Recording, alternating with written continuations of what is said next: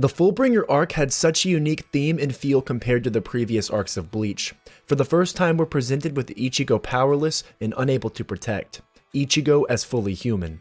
It doesn't really follow the same story plots we had previously, and it genuinely felt like a psychological thriller with me trying to guess what happens next and solve the mystery of a certain character.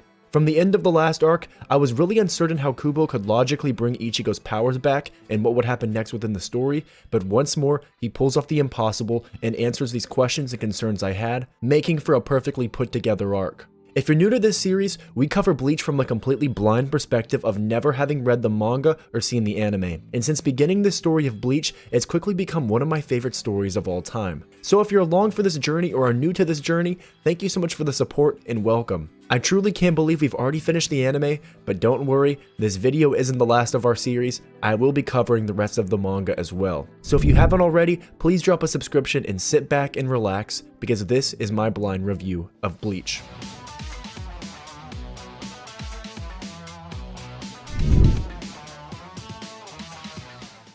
"17 months after Ichigo's final Getsuga Tensho and Aizen's defeat, we're brought back to Ichigo in the human world.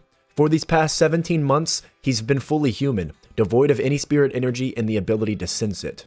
Going from a world of constant change for Ichigo through the majority of the story, he's lived his life now as a normal high schooler. Yuzu and Karin have visibly grown older, and in fact, this arc begins with their first day of high school, and Ichigo immediately struck me as disinterested in the day-to-day happenings of his mundane life. We're then brought to the high school, and we see the regular cast of students, and while in class, Ichigo stares at his substitute Soul Reaper badge, which immediately jumped out to me. Ichigo misses the life he had as a substitute Shinigami. When speaking with Keigo, Keigo mentions that Rukia hasn't come around, and he asks if Ichigo missed her, and he says no, that he's enjoying his normal life now that he finally has it. But internally, Ichigo comes to the realization that despite wishing for a life without seeing spirits, he had no idea how different it'd become. Ichigo's mental state has been something that stuck out to me within this series. He's continually struggled with depression, and what Kubo does more brilliantly than almost any other mangaka is that he paints depression accurately. Depression isn't something that goes away forever after seemingly conquering it. When the arrival of the Arrancar took place, Ichigo struggled with his hollow slowly growing stronger, and he grew depressed from it. And Rukia cheered him up and gave him an amazing speech to feel better momentarily, an emphasis on the momentarily. After defeating Ulquiorra, Ichigo's depression was present once more despite having to fight and eventually defeat Aizen. That depression loomed.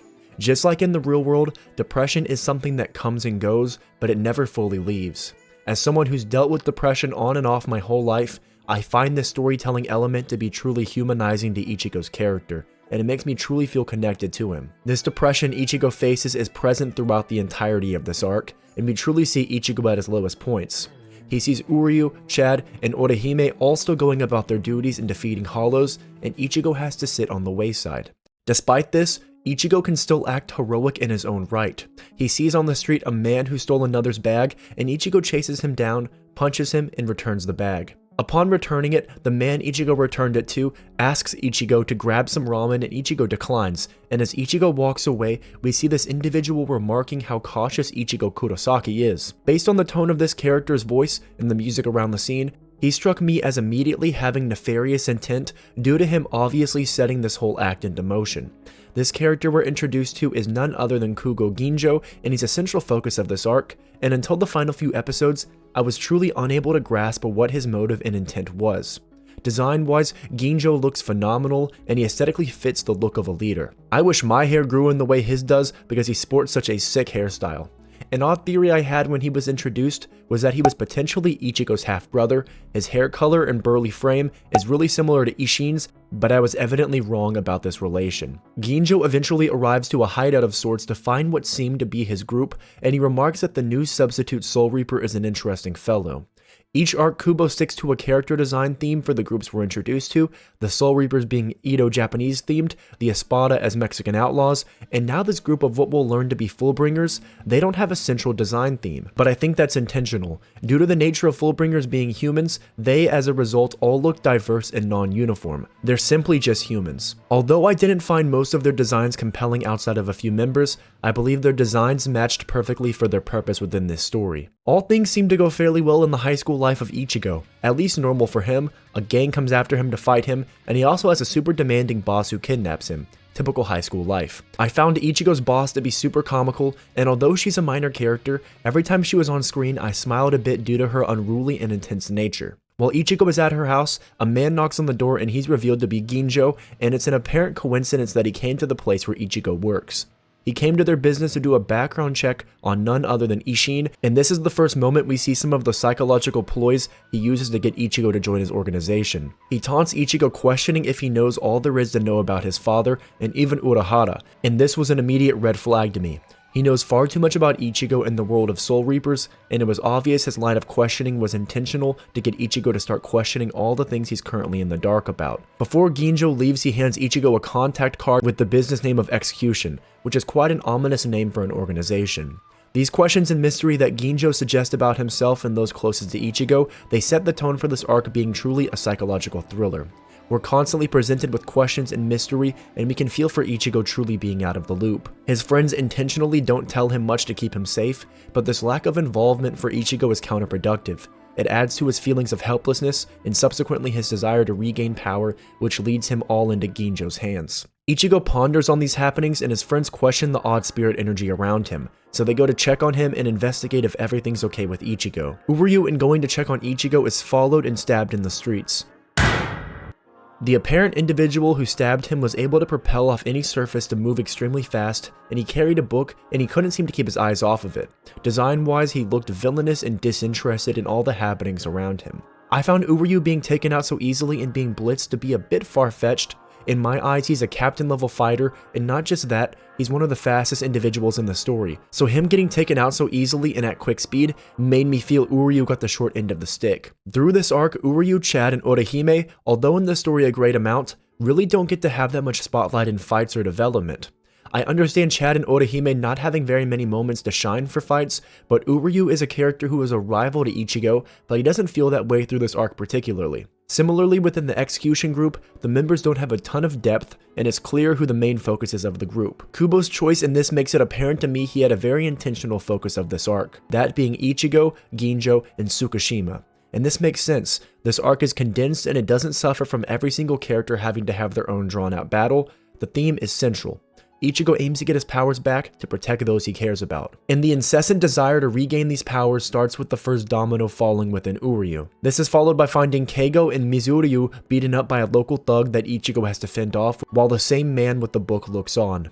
These moments build and build, making Ichigo feel all the more helpless towards protecting those he cares about. What took place around the same time as Ichigo throwing away his substitute Soul Reaper badge, which made me feel a tinge of sadness, and Ichigo said he's not one to dwell on the past, but this is him denying his feelings of missing his powers in his previous role. Due to these dominoes falling, making Ichigo aware of his lack of ability to protect, he calls the number on his card and eventually meets up with Ginjo, and we're taken to the Fullbringer's hideout. Within their base, we're shown the group. Rukia, who is my favorite amongst them, is a very hot-headed individual, and she reminded me a lot of Hiyori personality-wise. Gyuriko, the one-eyed butler, Yu-Gi-Oh the gamer, Jackie, and to our surprise, Chad. Ginjo explains what Fullbringers are. They are humans who can draw out the souls from anything and make them useful to themselves, like running faster and walking on water, and that if they use this ability on something special to them, it can change their form and power. For Kugo, this is his necklace, which he turns into a sword similar to a Zanpakuto, which stuck out to me immediately, and this Fullbring was by far the easiest to understand in terms of the Fullbring abilities. If I had a Fullbring ability, it'd probably be the necklace I wear as well, and in stories, I love power systems where I can put myself into them and imagine what it would be like for me in their position. What I found most interesting about Fullbringers is that their mothers while pregnant were all attacked by hollows, allowing them to be humans with hollow powers, opposed to Ichigo who was a human with Shinigami powers. The Fullbringers don't seem very hollow-like though, but this concept is really interesting. They revealed their desire for Ichigo is to transfer their hated power over to Ichigo due to him being a polar opposite of them, and subsequently they'd lose their powers that they viewed as a burden. What this group truly wants is to be normal. Kugo informs Ichigo that there was one substitute Soul Reaper before him who aimed to help Fullbringers with the same problem, which alludes to more information to come in the future. With this, we're presented with the potential return of Ichigo's powers, but nothing ever truly comes for free. Ichigo leaves without accepting the offer as he goes to think on it, but he's compelled to join under execution once he's unable to protect Yuzu from a hollow. The one who was able to save and protect her was Ginjo. Upon Ichigo joining their group to fulfill both of their goals, he receives his substitute Soul Reaper badge once more, as Ginjo claims it'll be the source of his Fullbring power. Ichigo's training is definitely unique. It starts within a literal dollhouse, which is due to Ruka's Fullbring that allows her to place people into anything she loves or finds cute. This fits perfectly for her aesthetic. She's very cutesy and girly, and I found her to be such an amazing character.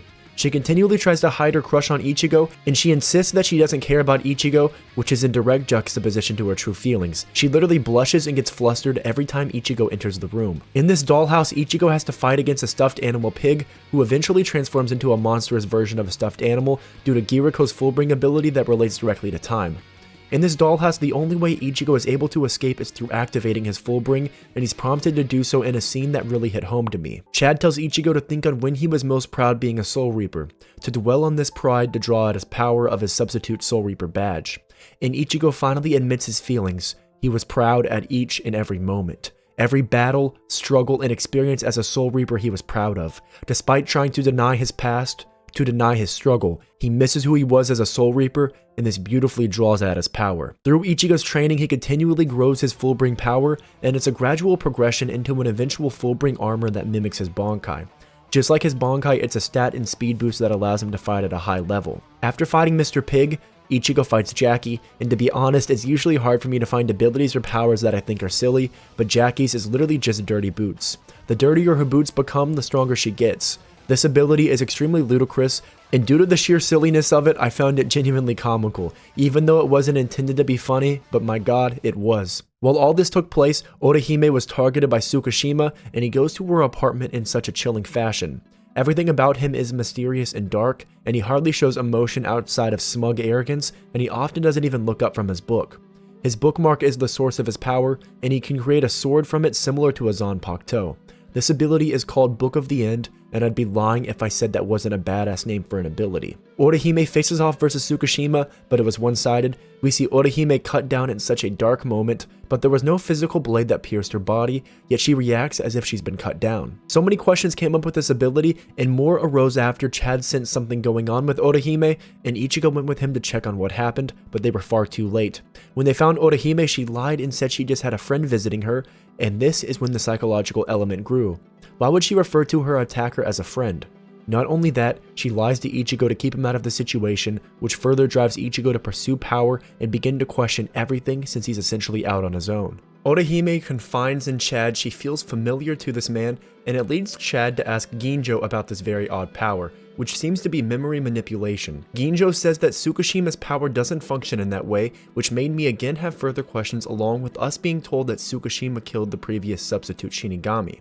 His intentions aren't readily apparent outside of aiming to kill substitute Soul Reapers, but I didn't see why he'd be so fixated on that. Ichigo, while training at the headquarters, is interrupted by none other than Tsukishima, and a giant fight breaks out. Ichigo's Fullbring state in this fight looked super amazing. He was fighting with darkness and shadows all around him. One of my favorite abilities in anime and manga is shadow and darkness based abilities, like Yami from Black Clover or Blackbeard from One Piece, so I was fanboying a bit during it. During this fight, Ichigo finally found out that Tsukishima was responsible for Uryu and Odahime's attacks, and as we know, Ichigo fights with all his might when his friends are hurt or threatened. In this fight, we see so many Fullbringer abilities showcased. When they're fighting, there's a green light called Fullbringer light that visually displays the things they increase their speed or jump real high from. Due to the animation being the most recent for Bleach, the visuals during this fight were great and so were the color schemes. Ginjo's sword creates this giant chasm of green energy, but sadly it wasn't enough to defeat Tsukishima. At the conclusion of this fight, Ichigo is sent into the Fullbring of Yukio, which puts him in a video game, and Chad is stabbed, similarly to Odahime, although not physically. Tsukishima eventually departs and some more oddities arise. Why did Tsukishima not kill anyone else and only seemed to fight Ichigo with the intent to harm him? Along with that, Uryu was visited by Odahime in the hospital, and after Odahime recounted her story, it was notably different than what Uryu experienced. Uryu had no mental manipulation, yet Odahime did. I couldn't put the pieces together at this point, but retrospectively, wow. Due to Ichigo being unable to defeat Tsukishima, it enters his final training arc, in which he fights against Ginjo in the video game. The game was like a regular video game with 6 lives, and Odahime joins the game to serve as a healer for Ichigo. During this training, Ginjo seemed like a literal villain as his voice changes to a darker and more ominous tone, along with his fighting style being brutal and not that of an ally. Ichigo even points out that while fighting Kugo, it felt like he was fighting Gin. He couldn't tell his motive or his intention, and this is whenever my feelings of suspicion towards Ginjo began to rise more and more. During the fight, he cuts Ichigo's eyes and tells him his resolve is weak, and Ichigo starts to question if Kugo was ever really an ally. Kugo defeats Ichigo and stabs him, informing him that he'll kill Odahime and Chad next, which results in Ichigo awakening his Fullbring completely, and he attacks Ginjo, only for Ginjo to subdue it and congratulate him on finally being a Fullbringer. My god, this emotional roller coaster. He went from an ally to a villain, back to an ally, now claiming he did all this to push Ichigo to awaken his abilities fully.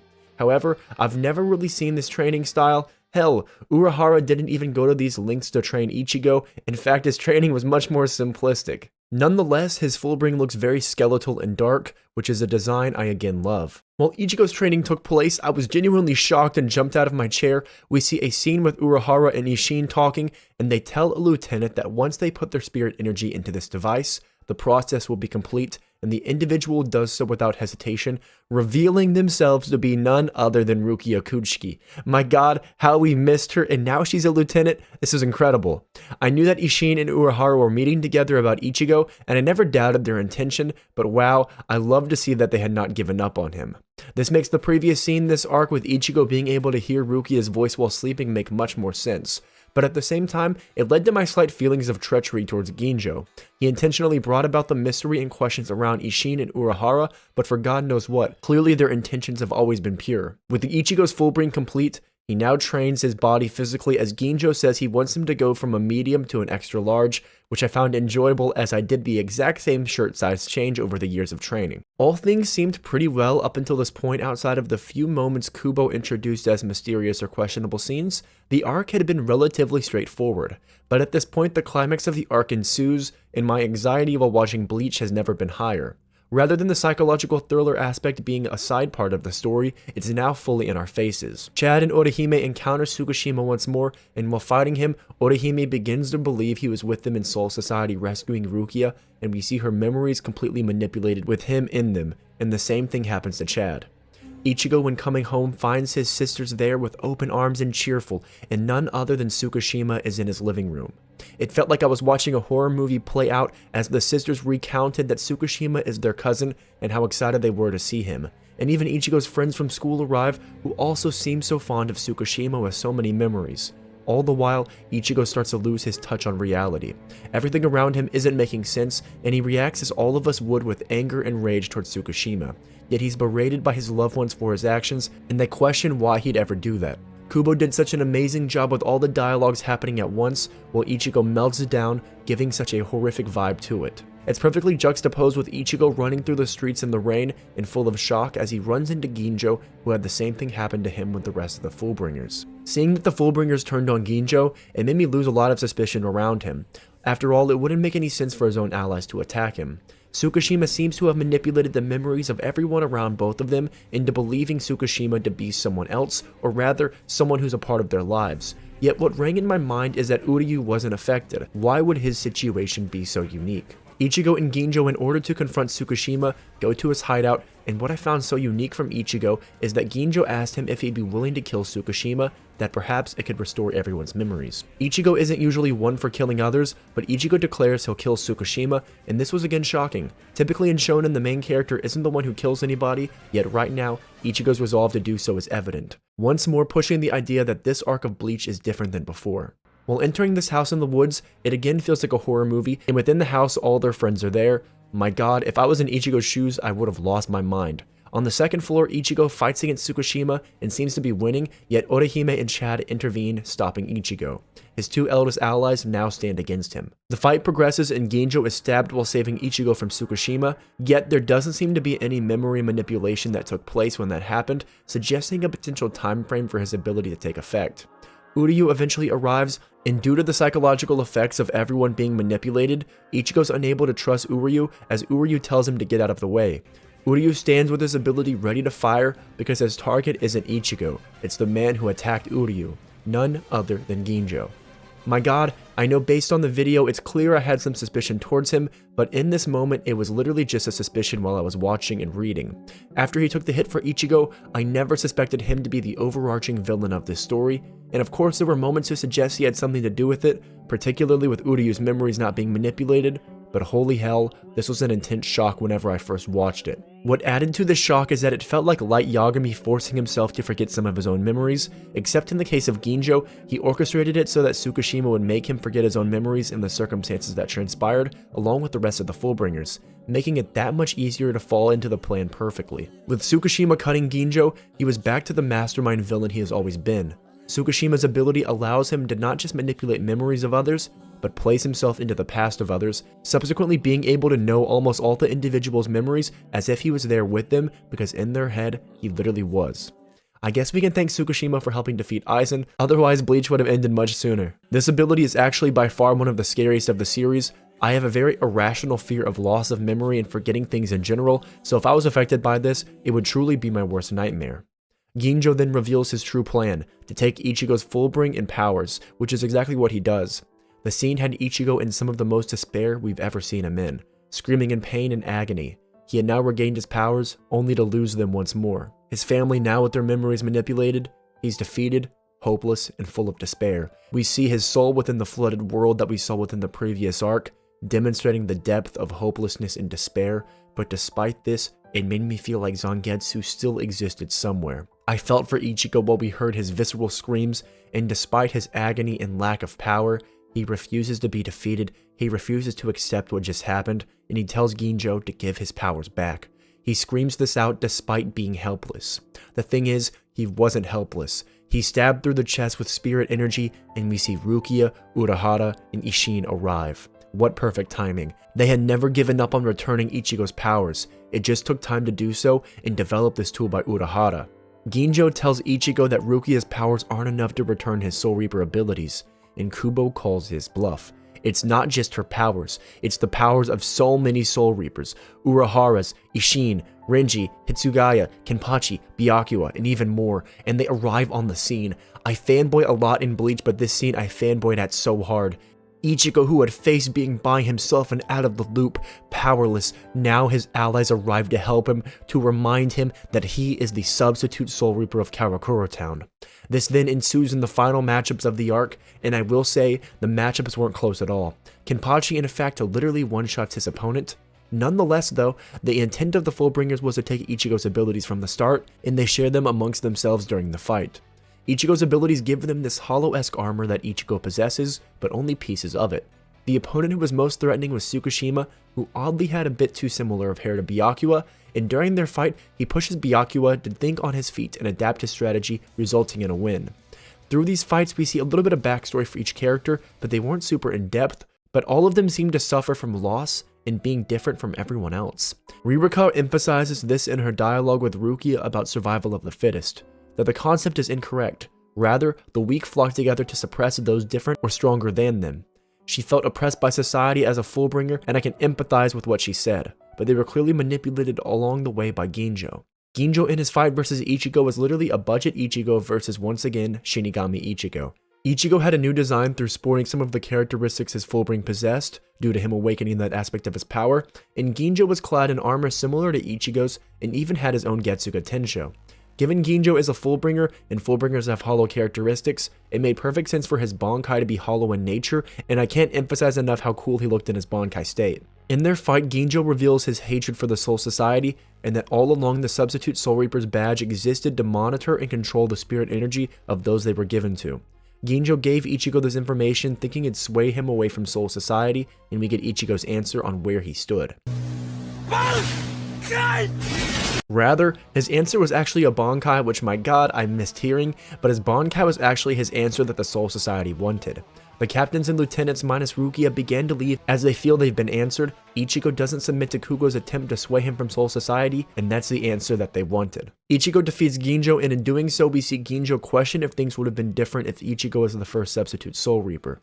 In his defeat, he doesn't seem to hate Ichigo, but instead is left pondering the what-ifs. Correct me if I'm wrong, but is this the first person Ichigo actually killed with his own hands and intent? I found it so poignant that Ririka says the only one to save Ginjo from himself was Ichigo. For all this time, all Ginjo sought was revenge, and he wasn't truly living. Ichigo in defeating him grants him this freedom from himself. I actually read a comment that Ginjo's past is more fleshed out in the light novels, so after concluding the manga I'll be going through them as well, and I'm sure it'll add even more depth to this defeat retrospectively. We as well see a little bit of flashback with Tsukishima remembering the long-lasting bonds of him and Ginjo, and despite Tsukishima being a villain, his statement of never being taught how to live without someone was really poignant. The conclusion of this arc wrapped up everything perfectly. Ichigo returns to Soul Society, Kinsei and Shinji are now both captains again, and it seems the beef they had was squashed after Aizen's death. With Ichigo arriving, he speaks with all the captains minus Ukitake and Mayuri, and he requests the body of Ginjo because he wants to bury him in the world of the living. Despite this request being outlandish, Ichigo feels it's his duty as a fellow substitute Soul Reaper, and that he'll remain as such, which was to the delight of every captain. As Ichigo heads back to the world of the living, we see him tell Rukia goodbye, but it won't be the last. I'll admit, I had tears at this moment. The story began, and I imagine will end with Rukia and Ichigo. This episode and chapter had finality to it, which makes sense due to the anime not having an episode in many years. It leaves anime-only watchers with finality, which is merciful compared to some other animes that go on hiatus. I know this arc was polarizing for some due to how different it was from other arcs, and I've seen people suggest that Ginjo wasn't a compelling villain. However, I disagree. His motives aren't super strong at first glance, but the manipulation and depth of planning that took place to execute his plan made for a brilliant psychological thriller of an arc. This arc did feel different from the previous, but for good reason. This arc humanizes our protagonist and shows him at his worst, helpless and weak, and his ability to overcome this and continue fighting despite being normal. It resets us back to the first arc, and it feels like the perfect bridge for what's to come. Coming into this arc, I questioned whether or not Kubo would be able to bring Ichigo's powers back without it feeling, for lack of a better term, an ass pull, but Kubo delivered in excellent fashion. With us now concluding the anime, don't you worry, because we'll be covering the 1000-Year Blood War in our next Bleach blind review, which I know many of you have long awaited, including myself. Despite me having the manga to read, I always feel a tinge of sadness when concluding an anime. Watching Bleach has been part of my daily routine for months, and now that that's gone, I can't help but feel a little bit sad, and I'm sure many of you can relate. If you've been around since the very first video within this series, and you remember my favorite character, based on my tears at the end, if there's any questions of whether Rukia is still my favorite character, hell yeah, she is. Bleach is such a diverse and emotional story, and this arc proves the depth to Kubo's writing. He can change the story plotline completely and have it still feel like a part of the whole story. If you stuck around this long, please do consider dropping a subscription as these videos take a ton of time to make. And similarly to what Ichigo told Rukia, this isn't goodbye forever, my friends, because my Bleach content isn't going anywhere. As always, be greedier.